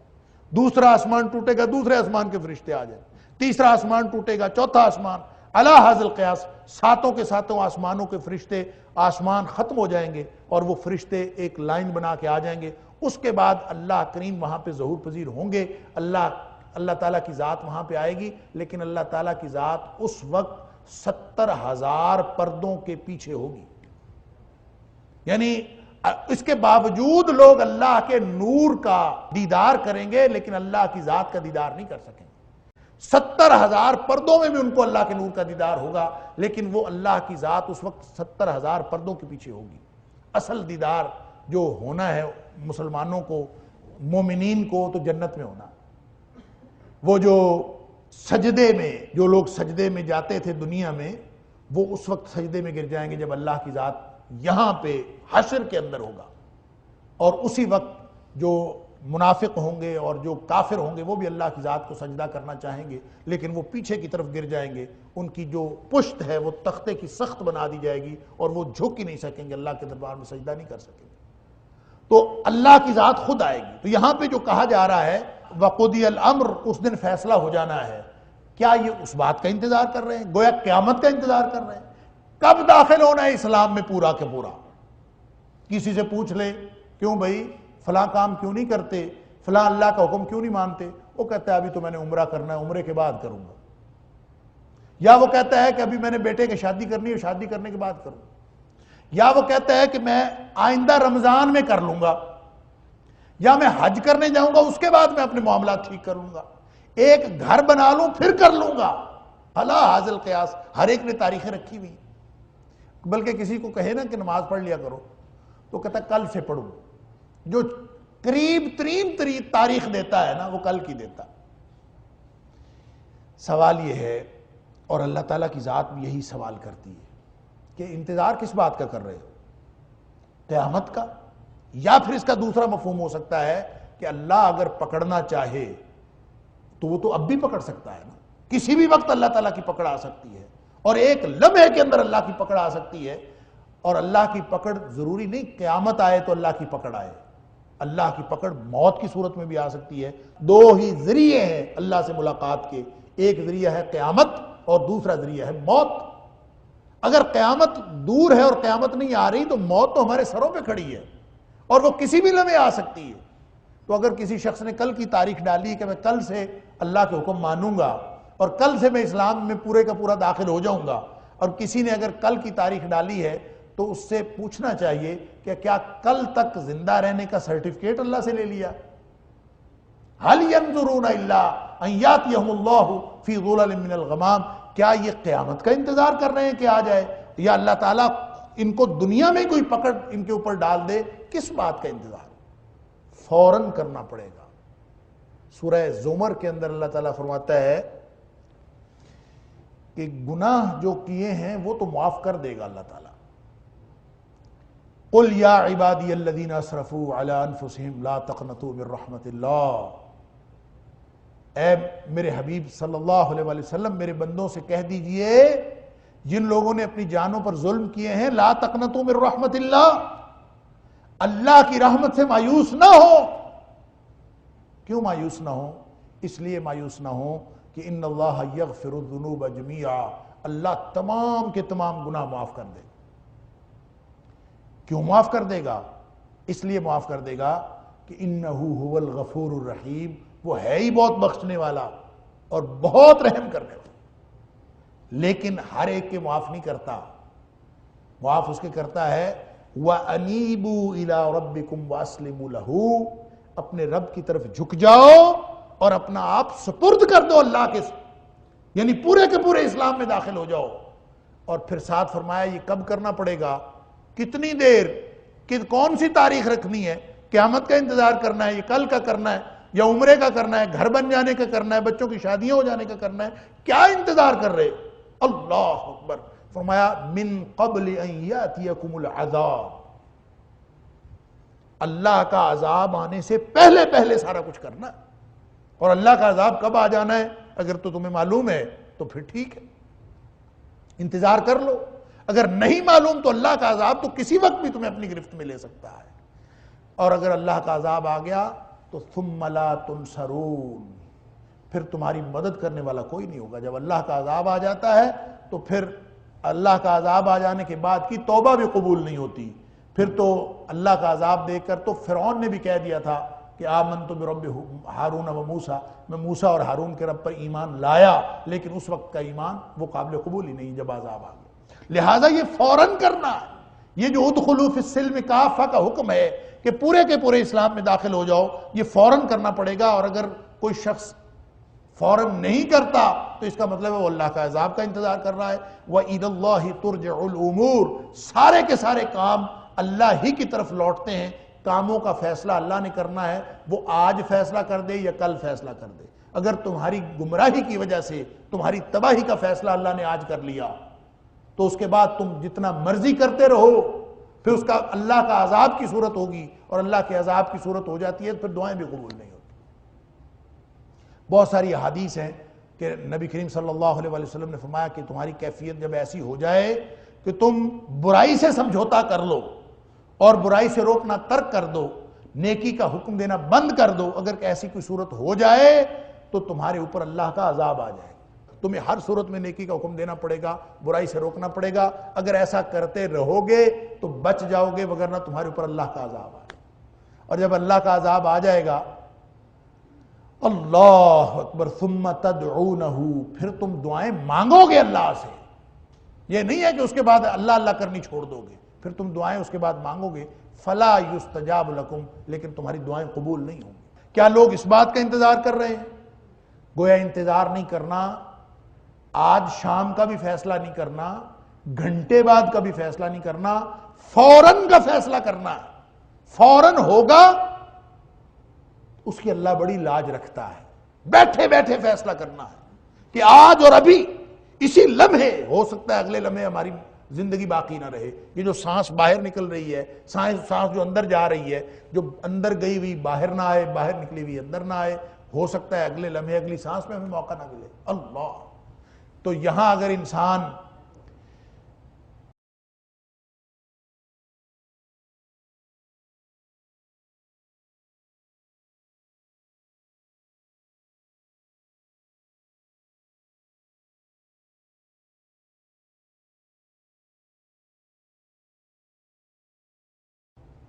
فوری اسی لمحے فیصلہ کر لے تو اللہ تعالیٰ اس کی بڑی لاج رکھتا ہے، پھر اللہ کا ذمہ ہو جاتا ہے۔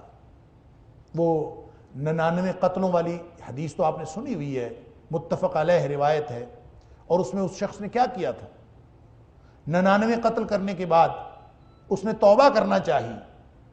اور اس کو توبہ کرنے کے لیے کسی نے کوئی رستہ نہیں بتایا۔ راہب سے پوچھا، راہب نے کہا تیری توبہ قبول ہو ہی نہیں سکتی۔ غصہ آیا، اس نے اس کو بھی قتل کر دیا، 100 لوگوں کا قاتل ہو گیا۔ لیکن اس کے باوجود جب اس نے فوری طور پہ اللہ کی مان لی،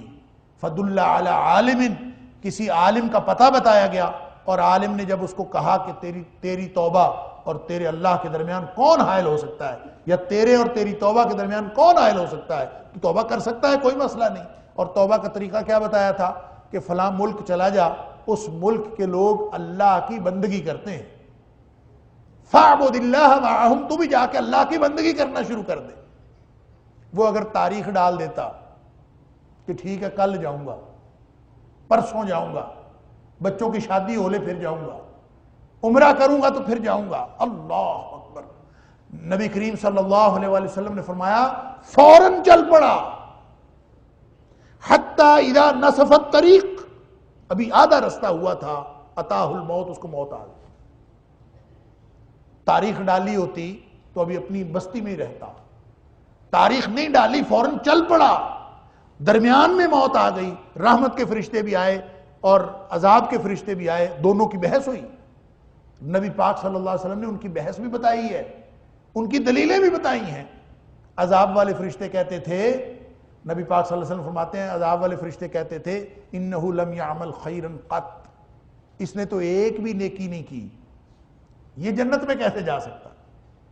مضبوط دلیل ہے نا، ایک بھی نیکی نہیں کی،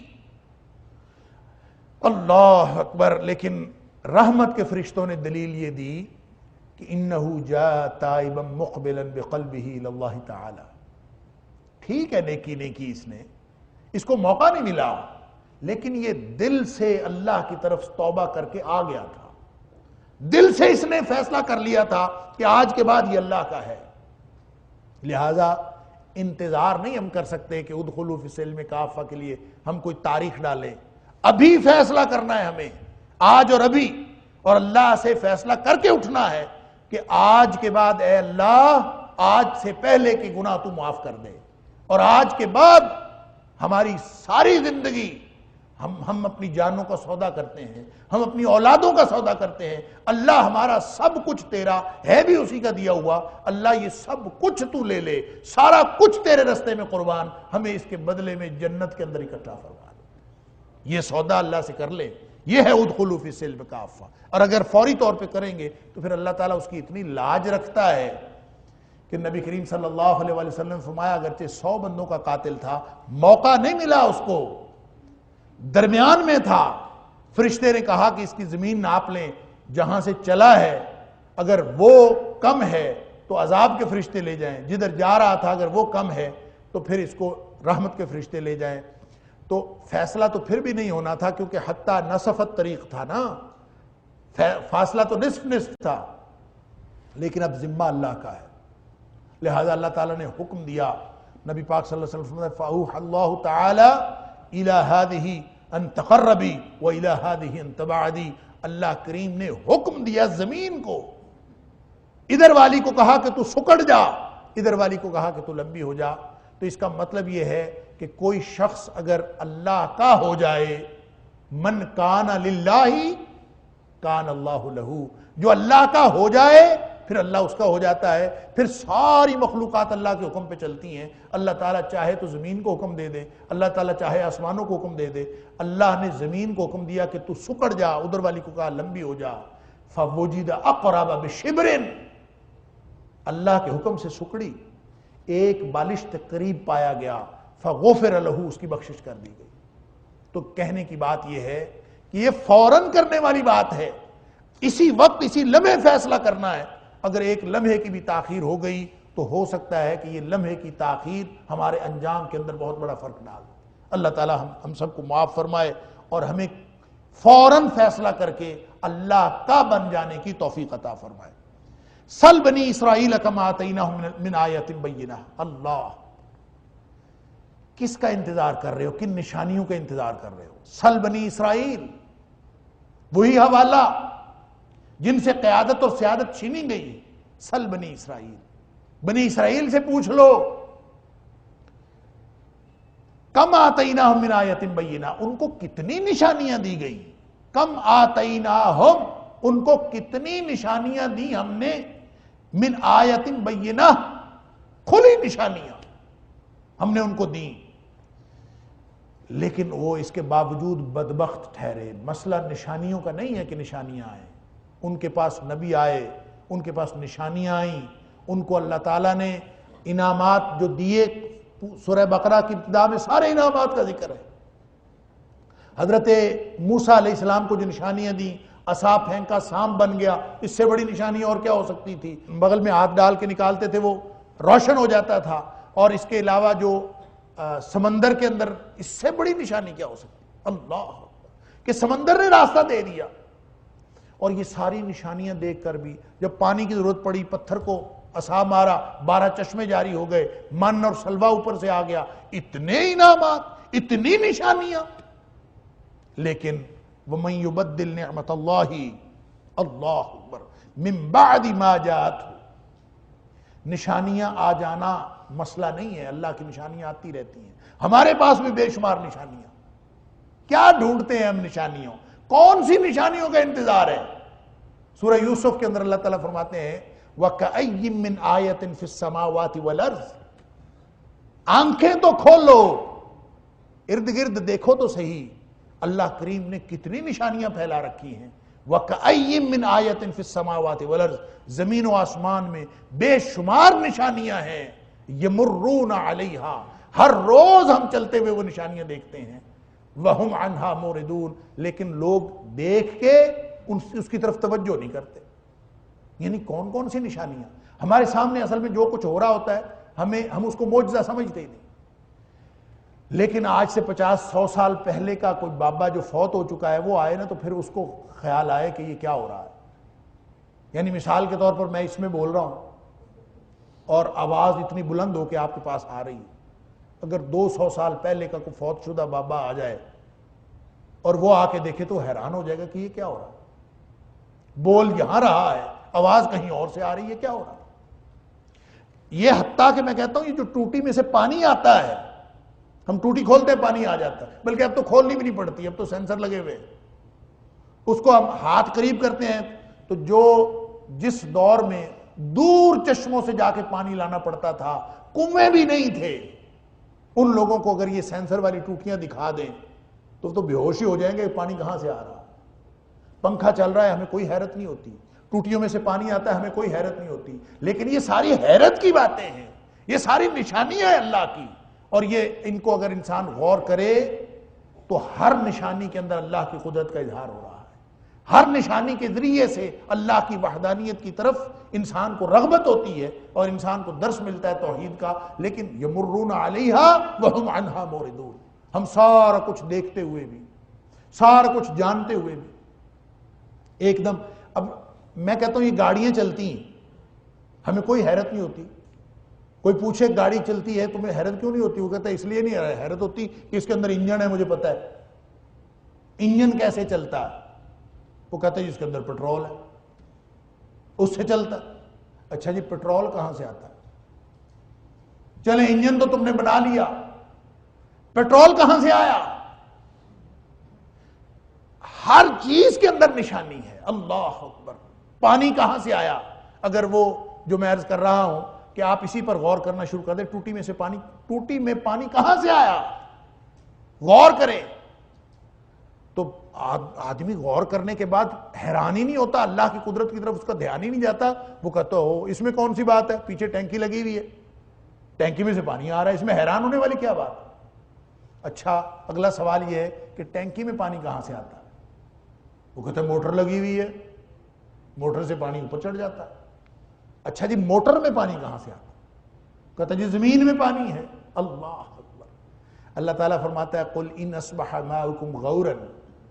فمن یاتیکم بماء معین، اگر یہ ساری چیزیں تمہیں حیران نہیں کرتی، یہ اگر نشانیاں نہیں ہیں اللہ کی قدرت کی اور اللہ کی وحدانیت کی، تو یہ بتاؤ زمین کا پانی اگر اللہ تعالیٰ نیچے ہی لے جائے، پانی خشک ہو جائے، فَمَن يَأْتِيكُم بِمَاءٍ مَّعِينٍ، تو سوال یہ ہے کہ بتاؤ کہ یہ چلتا ہوا پانی کون لائے گا، اللہ اکبر۔ تو بات یہ ہے کہ وہ نشانیاں، جن نشانیوں کی وجہ سے انسان اللہ کی وحدانیت اور اللہ کی قدرت کو پہچان لیتا ہے، وہ نشانیاں موجود ہیں، وہ بنی اسرائیل کو بھی ملی تھیں، لیکن انہوں نے کیا طریقہ اختیار کیا، انہوں نے بھی اللہ کی نعمتوں کو بدل دیا۔ اللہ تعالیٰ یہاں فرماتا ہے وَمَن يُبَدِّلْ نِعْمَتَ اللَّهِ، جو بدل ڈالے اللہ کی نعمتوں کو، مِن بَعْدِ مَا جَاءَتْهُ، اللہ کی نعمتیں آ جانے کے بعد، اللہ کی نشانیاں اور نعمتیں آ جانے کے بعد ان کو بدل ڈالے، فَإِنَّ اللَّهَ شَدِيدُ الْعِقَابِ، تو پھر اللہ تعالیٰ بڑی سخت پکڑ والا ہے۔ یہ بدل ڈالنے کا کیا مطلب ہے؟ سورہ ابراہیم میں اللہ تعالیٰ نے فرمایا أَلَمْ تَرَ إِلَى الَّذِينَ بَدَّلُوا نِعْمَتَ اللَّهِ كُفْرًا، کیا تم نے ان لوگوں کو نہیں دیکھا کہ جنہوں نے اللہ کی نعمتوں کو بدل ڈالا، کفرن، کفر کے لیے، کفر کرتے ہوئے بدل ڈالا، کیا مطلب کہ اللہ کی نعمتوں کی ناشکری کی۔ کیا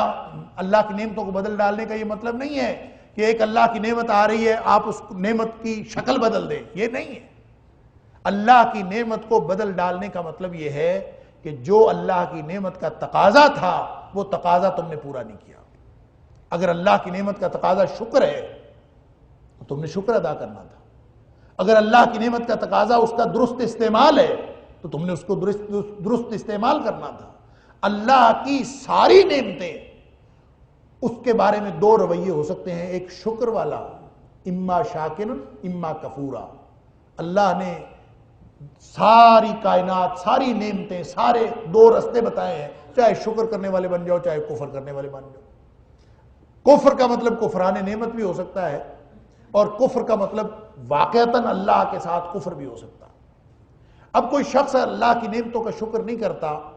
کیا مطلب؟ وہ اللہ کی نعمتوں کا تقاضا پورا نہیں کرتا۔ اللہ کی نعمتوں کا تقاضا یہ ہے کہ جو نعمت اللہ نے عطا فرمائی ہے اس کو اللہ کے حکم کے مطابق استعمال کر۔ اللہ نے زبان استعمال کرنے کے لیے دی ہے، گالیاں دینے کے لیے نہیں، فضول بکنے کے لیے نہیں۔ اللہ تعالیٰ نے زبان دیا اپنا ذکر کرنے کے لیے۔ انسان اس کو اللہ کے ذکر کے لیے استعمال نہیں کرتا، بلکہ ساری دنیا کی باتیں کرتا ہے، اللہ کا ذکر نہیں کرتا۔ آنکھیں اللہ نے دی ہیں، سماعتیں اللہ نے دی ہیں،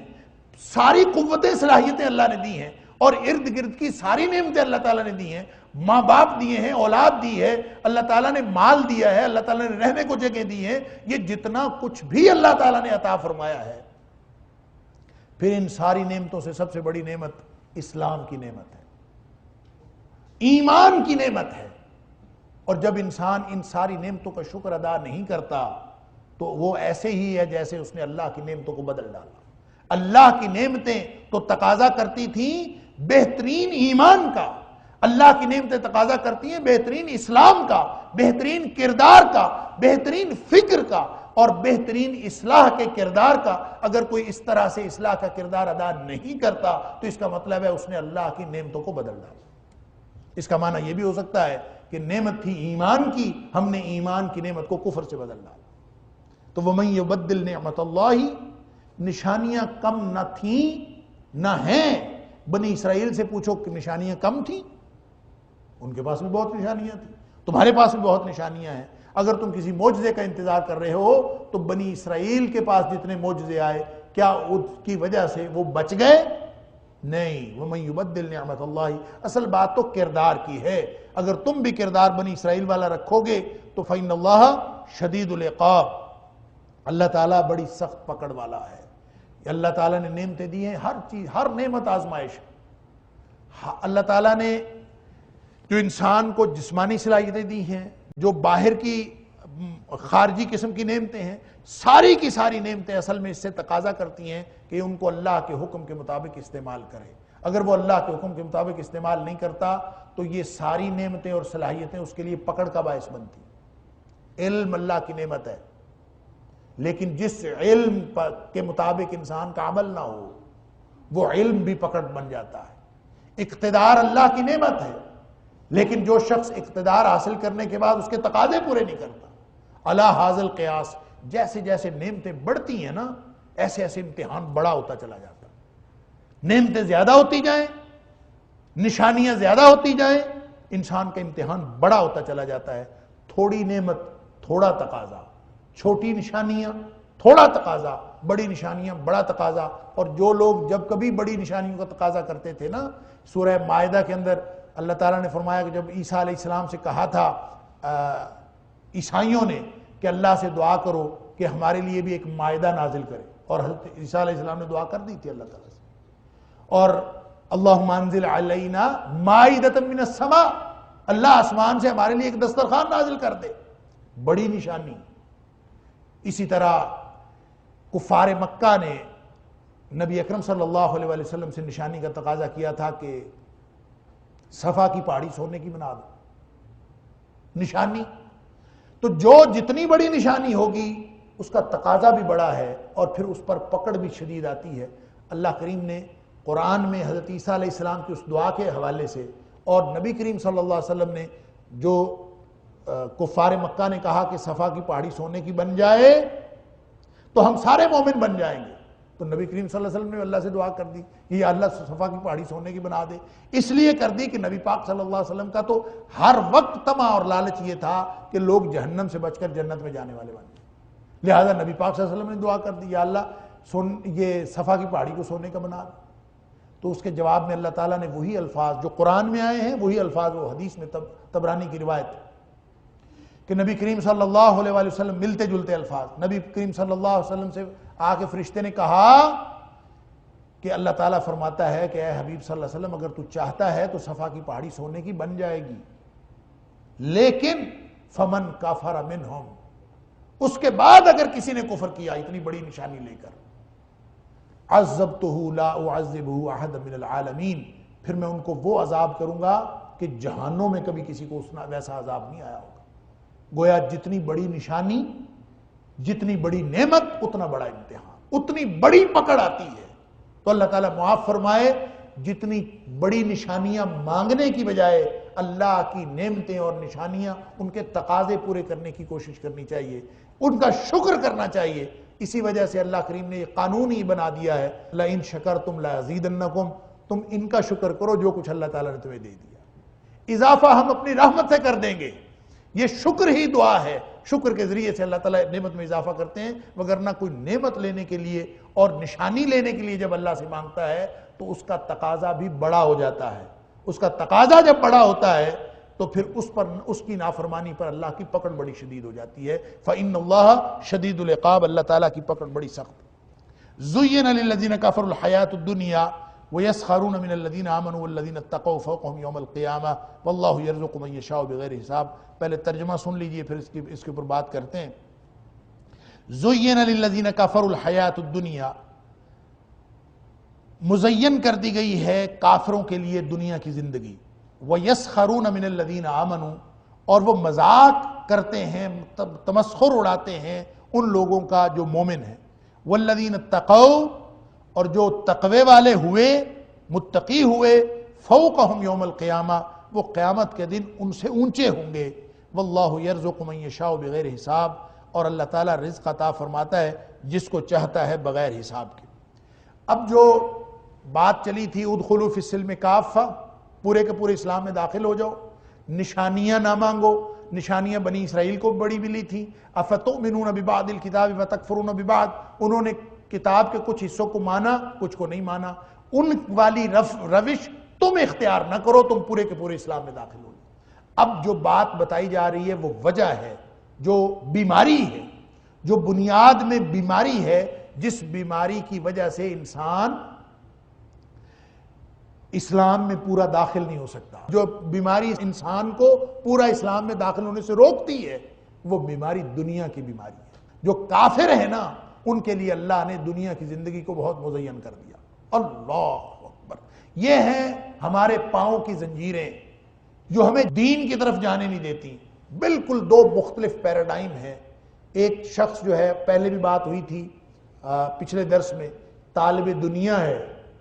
ایک طالب آخرت ہے، اور جو طالب آخرت ہے وہ دنیا کو مائنس نہیں کرتا۔ وہ یہ نہیں کہتا کہ اللہ ربنا آتنا فی الآخرۃ حسنہ، وہ یہ نہیں کہتا، بلکہ وہ یہ کہتا ہے ربنا آتنا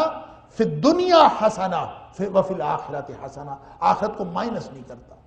جن لوگوں کو دنیا کی زندگی مزین کر کے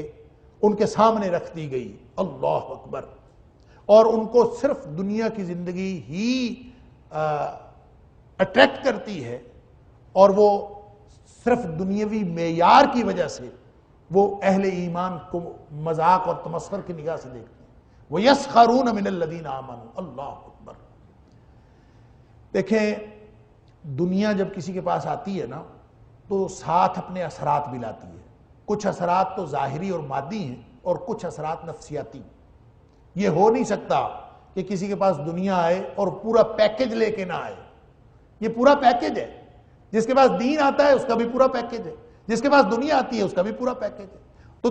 یہ وہ سارا کچھ، اس کی ساری جو مختلف اس کے لوازمات ہیں وہ بھی اس کے ساتھ آتے ہیں۔ تو کسی شخص کے پاس جب دنیا ہوتی ہے تو وہ دنیا صرف اس کو ظاہری نگاہ سے اٹریکٹ نہیں کرتی، بلکہ اس کی نفسیات کو بھی متاثر کرتی ہے۔ اور نفسیات کیا ہوتی ہیں کہ اس کے بعد معیار اس کا یہی ہو جاتا ہے، جس کے پاس دنیا ہے سیانہ وہی ہے، جس کے گھر دانے اس کے کملے بھی سیانے۔ جس کے پاس دنیا آ گئی یہ معیار ہے، اور وہ ہر اعتبار سے سیانہ بھی وہ ہے، حکمرانی کے لائق بھی وہی ہے، اور چودھری بھی پنڈ کا اسی کو ہونا چاہیے، اور دینی اعتبار سے بھی اسی کی بات ماننی چاہیے۔ علی ھذا القیاس، سارے معیارات اسی ایک بنیاد پر ہوتے ہیں جس چیز کی انسان کے دل و دماغ کے اندر ترجیح ہوتی۔ اس لیے اللہ تعالیٰ نے قرآن کے اندر مختلف مقامات پر اس بات سے منع کیا ہے کہ دنیا کی زندگی کو استعمال تو کرنا ہے، دنیا کی نعمتوں کو استعمال تو کرنا ہے، لیکن اس مادی زندگی کو ترجیح نہیں بنانا۔ وَلَا تَمُدَّنَّ عَيْنَيْكَ إِلَى مَا مَتَّعْنَا بِهِ أَزْوَاجًا مِّنْهُمْ زَهْرَةَ الْحَيَاةِ الدُّنْيَا۔ اللہ اکبر، نفسیات بدل جاتی ہیں۔ فرمایا آنکھیں پھاڑ پھاڑ کے نہ دیکھو دنیا کی چیزوں کو۔ وَلَا تَمُدَّنَّ عَيْنَيْكَ، اپنی دونوں آنکھیں پھاڑ پھاڑ کے لمبی کر کے نہ دیکھو۔ إِلَى مَا مَتَّعْنَا بِهِ أَزْوَاجًا مِّنْهُمْ زَهْرَةَ الْحَيَاةِ الدُّنْيَا، یہ دنیا کی زندگی کا سامان ہے جو ہم نے لوگوں کو دیا ہے، تم ان کی طرف آنکھیں پھاڑ پھاڑ کے نہ دیکھو۔ کیوں؟ اس لیے کہ لِنَفْتِنَهُمْ فِيهِ، یہ ہم نے امتحان کے لیے دیا ان کو۔ کیا مطلب؟ جس کے پاس دنیا زیادہ ہے اس کا امتحان بڑا ہے، جس کے پاس تھوڑی ہے اس کا امتحان چھوٹا ہے۔ تو جن کو زیادہ امتحان والے جو ہیں مشکل میں تو وہ پھنسے ہیں نا، جس کے پاس تھوڑا ہے اس کی تو مشکل کم ہے۔ لیکن کافروں کو زین الذین کفروا الحیات الدنیا، وہ ان کو دنیا کی زندگی اٹریکٹ کرتی ہے، اسی کو معیار بنا لیتے ہیں، اور اسی معیار پر پھر وہ اہل ایمان کو مذاق اڑاتے ہیں۔ اہل ایمان، اس کا مطلب یہ ہے کہ اہل ایمان جو بالعموم، یہ جو مادیت اور روحانیت کی جنگ ہے نا، تو اہل ایمان جو ہیں بالعموم وہ ظاہری اعتبار سے، دنیاوی اعتبار سے وہ اہل دنیا کے اور کفار کے برابر نہیں ہوتے۔ اگر وہ برابر ہوتے تو پھر مذاق کیوں اڑاتے؟ تو اس سے ایک بہت یہ لمبی بحث ہے، اور انشاءاللہ اس پر گفتگو جاری رہے گی، وقت ہو گیا۔ یہ لمبی بحث ہے کہ دنیا کی زندگی کو بالکل، یہ جو مادی دنیا ہے ان کو انسان کو استعمال ہی نہیں کرنا چاہیے، اس کو پس پشت ڈال دینا چاہیے، اور ان کو چھوڑ کر ہر نعمت جو ہے وہ ہاتھ سے چھوڑ دینی چاہیے، اور صرف اللہ کا ہو جانا چاہیے، صرف آخرت کی بات ماننی چاہیے، یا یہ دنیا کی نعمتیں بھی استعمال کی جا سکتی ہیں۔ اس کے بارے میں انسان افراط و تفریط کا شکار ہے۔ اسلام جو معتدلانہ نقطہ نظر دیتا ہے وہ یہ ہے کہ قل من حرم زینت اللہ التی اخرج لعبادہ، یہ جو نعمتیں اللہ نے بنائی ہیں انسانوں کے لیے بنائی ہیں، هو الذی خلق لکم ما فی الارض جميعا، یہ نعمتیں اللہ نے تمہارے لیے بنائی ہیں، انسانوں کے لیے بنائی ہیں۔ اور اللہ تعالیٰ یہ بھی فرماتا ہے وَلَا تَنْسَ نَصِيبَكَ مِنَ الدُّنْيَا، اپنی دنیا میں جو اللہ نے تمہارا حصہ رکھا ہے اس کو نہ چھوڑو۔ مادی نعمتیں جو اللہ تعالیٰ عطا فرماتا ہے ان کو استعمال کرنا اور بات ہے، اور ان کو زندگی کی ترجیح بنا کر اور اس کو مطمع نظر بنا کر اس کے لیے ساری زندگی لگا دینا یہ اور بات ہے۔ ان دونوں کرداروں میں اور ان دونوں رویوں میں فرق کر کے اس اعتدال کے رویے پر رہنا ہے جس کا اسلام مطالبہ کرتا ہے۔ اللہ تعالیٰ مجھے اور آپ کو سمجھ عطا فرمائے۔ انشاءاللہ گفتگو یہ موضوع انشاءاللہ جاری رہے گا۔ وآخر دعوانا الحمدللہ رب العالمین۔